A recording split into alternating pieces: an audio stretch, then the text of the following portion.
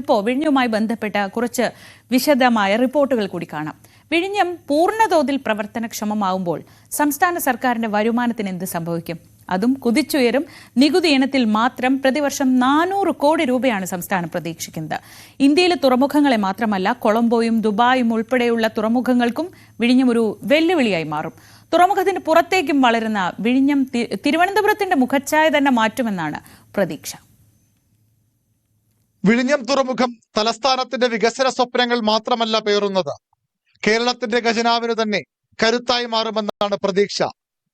തുടക്കത്തിലെ വരുമാന കണക്കുകളാണ് ആ പ്രതീക്ഷകൾക്ക് കാരണം.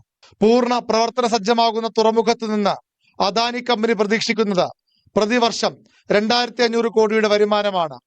കരാർ പ്രകാരം 15 വർഷങ്ങൾക്ക് ശേഷമേ സംസ്ഥാന സർക്കാരിന് വരുമാനം കിട്ടിത്തുടങ്ങൂ. എന്നാൽ നികുതി വരുമാനത്തിൽ വലിയൊരു പങ്ക് കേരളത്തിലും കിട്ടും. അത് ഇതിനകം കിട്ടിത്തുടങ്ങിയിട്ടുമുണ്ട്. പ്രതിവർഷം 400 കോടിയാണ് ഈ രീതിയിൽ കേരളം പ്രതീക്ഷിക്കുന്നത്. തുറമുഖ വികസനം പൂർണ്ണതോതിലാകുമ്പോൾ 30 ലക്ഷം കണ്ടെയ്നറുകൾ കൈകാര്യം ചെയ്യാൻ തക്ക ശേഷി വിഴിഞ്ഞം കൈവരിക്കുമെന്നാണ് പ്രതീക്ഷ. ഓരോ കപ്പൽ വരുമ്പോഴും ഓരോ കണ്ടെയ്നറിൽ നിന്നും സർക്കാരിന് വരുമാനം കിട്ടും. കപ്പലുകൾ തുറമുഖത്തെത്തുമ്പോൾ നൽകേണ്ട ഫീസ്, കണ്ടെയ്നർ നിരക്കുകൾ, ഇന്ധനം നിറയ്ക്കൽ എന്നിവയിൽ നിന്നുള്ള നികുതി വരുമാനത്തിലാണ് സർക്കാരിന്റെ പ്രതീക്ഷ. 18% ഇതിന്റെയൊക്കെ GST. കേന്ദ്രവും സംസ്ഥാനവും ഈ തുക വീതം വയ്ക്കും. മാർച്ച് 31 വരെ 258 കപ്പലുകളാണ് വിഴിഞ്ഞത്ത് വന്നുപോയത്. അദാനി പോർട്ടിന് യൂസർ ഫീ ഇനത്തിൽ ലഭിച്ചത് 243 കോടി. GST ആയി സർക്കാരിന് ലഭിച്ചത് 43.74 കോടിയും. കപ്പലുകളുടെയും കണ്ടെയ്നറുകളുടെയും എണ്ണം കൂടുമ്പോൾ ഖജനാവും നിറയും. 7500 കിലോമീറ്ററാണ് രാജ്യത്തെ തീരം. 200ഓളം തുറമുഖങ്ങളും ഇന്ത്യയിലുണ്ട്. ഇപ്പോൾ കടലിലൂടെയുള്ള രാജ്യത്തെ ചരക്ക് നീക്കത്തിൽ 40% കൈകാര്യം ചെയ്യുന്നത് സംസ്ഥാന തുറമുഖങ്ങളാണ്. മുദ്രയും കൃഷ്ണപട്ടണവും ഇതിൽ പ്രധാനവും.